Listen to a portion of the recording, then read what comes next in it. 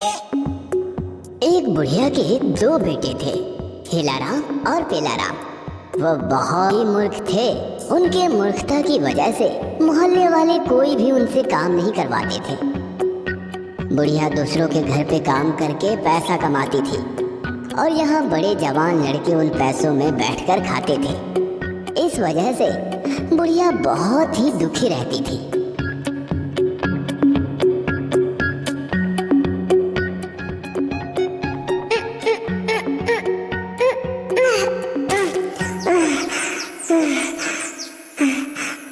लोगों के घर से काम करके लकड़ियां लेकर आ गई और वो दोनों अभी भी सोए पड़े हैं।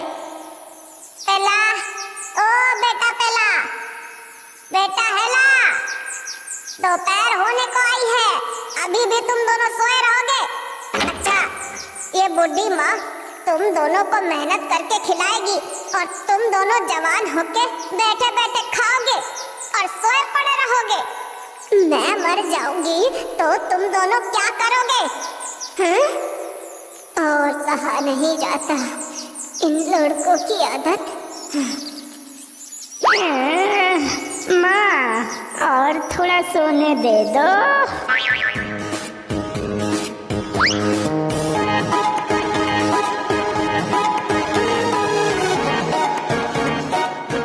सुबह सुबह तंग मत किया करो, और उठकर करे भी तो क्या करे, कोई तो हमें काम ही नहीं देता। सही से काम करने से तो काम देंगे ना। अभी क्या सुबह हुई है, दोपहर से शाम होने को आई है। मैं मर जाने से इनके दुखों का अंत नहीं है। भगवान इन्हें सुबुद्धि दो। ये कहते हुए दुखी होकर बुढ़िया वहां से चली गई, लेकिन हेलाराम और पेलाराम सोए ही रहे। अचानक बुढ़िया की मौत हो जाती है तो दोनों भाई मिलकर ये सिद्धांत पर पहुंच जाते हैं कि वो अपनी माँ को झोपड़ी में ही जलाएंगे। इसमें उनकी मेहनत और पैसे दोनों ही बच जाएंगे। इस प्रकार जलाते वक्त उनकी झोपड़ी की छत पर जोरों की आग पकड़ लेती है, बहुत भयानक आग।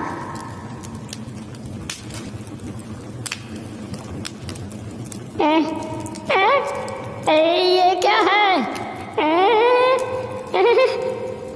ये क्या सर्वनाश हो गया? हमारा घर तो जलकर राख हो गया।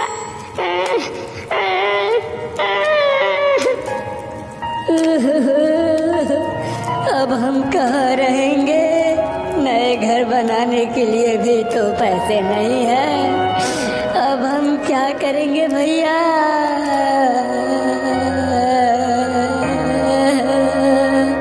नहीं नहीं भाई, हम और इस गांव में नहीं रहेंगे।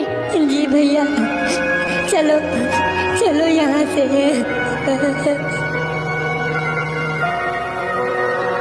दोनों भाई पूरी दोपहर यहाँ वहाँ घूमते घूमते अंत में शाम को वे एक गांव में पहुंच जाते हैं। उस गांव के मुखिया उस वक्त खेत से काम करके लौट रहे थे। हेलाराम और पेलाराम मुखिया के पास जाकर कहते हैं, हमें खाने को कुछ मिलेगा क्या? बहुत भूख लगी है। ऐसे मांग मांग कर क्यों खा रहे हो? दोनों तो हट्टे कट्टे हो, काम करके खाते नहीं। दोपहर से ही तो हम काम खोज रहे हैं, इस गांव से उस गांव, लेकिन कोई काम दे तब ना। मैं इस गांव का मुखिया हूँ। मेरे खेत में खेती करोगे, मैं तुम दोनों को पेट भर के खाना दूंगा। मुखिया जी, हम काम करेंगे। ठीक है, चलो तब चलो मेरे साथ, मेरे घर पे रहना और मेरा काम करना। ये कहकर मुखिया जी हेलाराम और पेलाराम को पेट भर के खाना खिलाए और तेल के कारखाने में ले जाकर तेल की चौकीदारी में लगा दिए।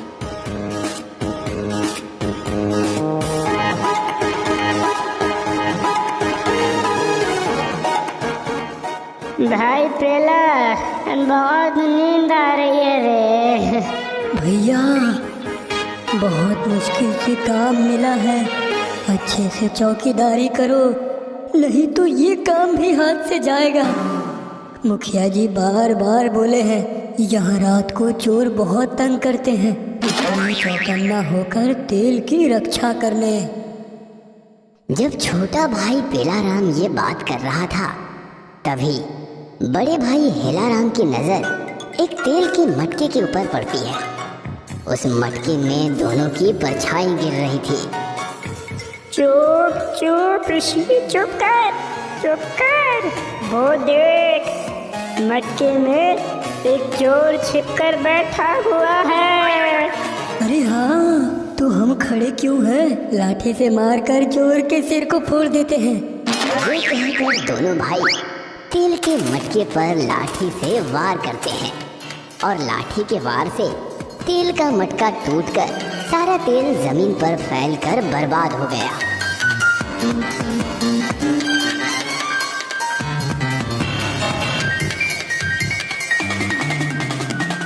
हाय रे हाय, कितना नुकसान कर दिया मेरा।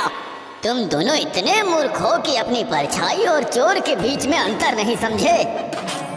सारे मटके तोड़ दिए रे, एक भी नहीं छोड़े गधे कहीं के। रुको, तुम दोनों से ये काम नहीं होने वाला।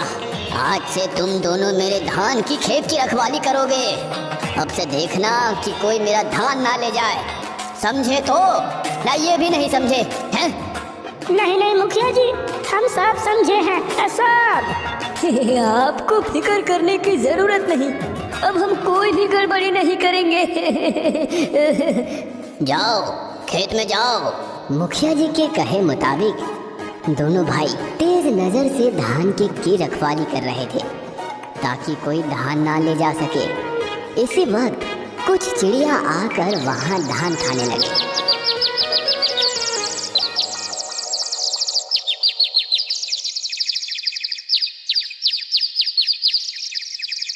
और ये देखकर दोनों भाई को बहुत गुस्सा आया।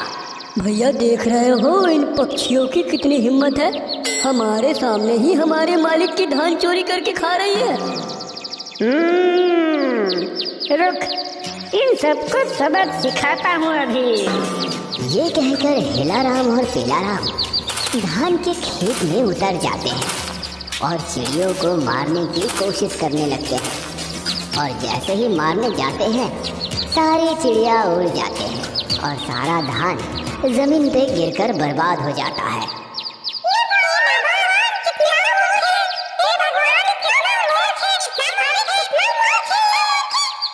और ये बात सुनते ही मुखिया जी खेत में दौड़े दौड़े आते हैं। अरे ये क्या किया, अरे ये क्या किया तूने? मेरे सारे खेत के धान बर्बाद कर दिए। हाय हाय, तुम दोनों के पास क्या थोड़ा भी दिमाग नहीं है? तुम दोनों ने मेरा बहुत नुकसान किया है। और नहीं, तुम दोनों निकलो यहाँ से, अरे निकलो। नहीं मुखिया जी, हमें मत निकालिए, हमें माफ कर दीजिए। माफ। हम वादा करते हैं मुखिया जी, हम कभी भी काम में गड़बड़ी नहीं करेंगे, हमें मत निकालिए। नहीं, तुम दोनों से वो काम नहीं होगा। मुखिया जी, हमें और एक मौका दे दीजिए ना, हम और काम में कोई गलती नहीं करेंगे। अच्छा ठीक है, मैं तुम्हें और एक मौका दे रहा हूँ। मेरे घर के पीछे एक आम का बगीचा है। उस बगीचे में गिरे हुए सूखे पत्तों और टहनियों को कुल्हाड़ी से काट कर टुकड़े टुकड़े करके एक जगह पर इकट्ठा करके रखना है। उसे खाने का ईंधन होगा। मैं इन गिरे हुए धान का जुगाड़ लगा के तुम दोनों के पास आता हूँ, समझे? ठीक है। ये कहकर दोनों भाई खेत से आम के बगीचे में चले जाते हैं और वहाँ जाकर मुखिया जी के कहे मुताबिक सारे लकड़ियाँ उठाकर उन्हें अच्छे से काट कर एक जगह पर इकट्ठा करके अच्छे से सजा कर रख देते हैं।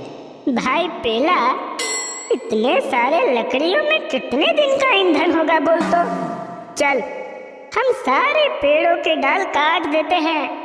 भैया, सही कह रहे हो, तब बहुत सारे जलाने के ईंधन हो जाएंगे और मुखिया जी भी बहुत खुश होंगे। चलो सारे पेड़ के डाल को हम काट देते हैं। ये कहकर दोनों भाई आम के बगीचे के सारे डाल काट लेते हैं।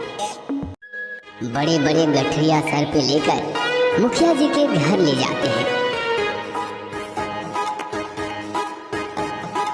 तब मुखिया जी के घर पर मुखिया जी की माँ और बीवी के बीच झगड़ा हो रहा था।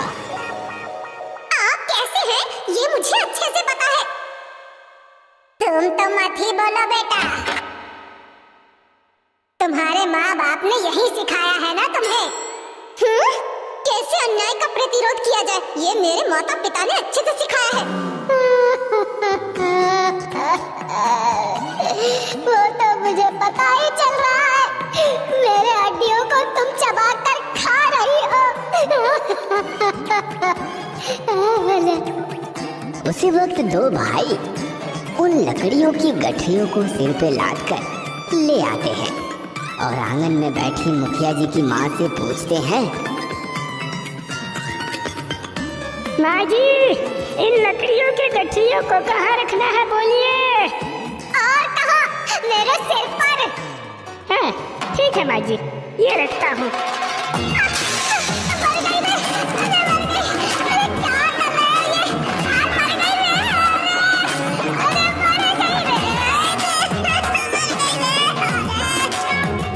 मूर्ख हीलाराम और पीलाराम मुखिया की माँ की बातों को सच मानकर उनके सिर पर भारी भारी लकड़ियों की गठरियां लाद देते हैं और वही लकड़ियों की भार से मुखिया जी की माँ की मौत हो जाती है। हिलाराम और पिलाराम जैसे मूर्खों को काम पर रखकर मुखिया जी ने एक बहुत ही बड़ी गलती की थी।